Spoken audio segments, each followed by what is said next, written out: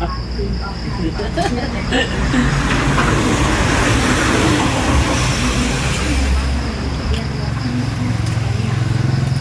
galon ba? Ito. Naku ko ni Joson, limpyo mo sa mulot ng bata. Tapos hatod na mo ni tumangugan.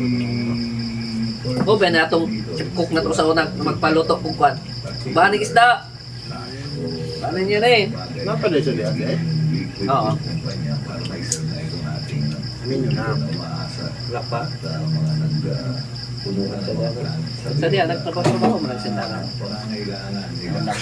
ay maaari pa matupad dahil ang mga kumpanyang ito ay meron pang mga assets.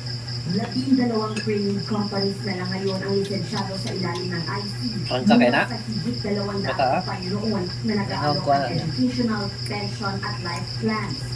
Matatanda ang nagka-problema ang maraming training companies na hindi maibigay ang pangailangan ng plan holders dahil sa mismanagement.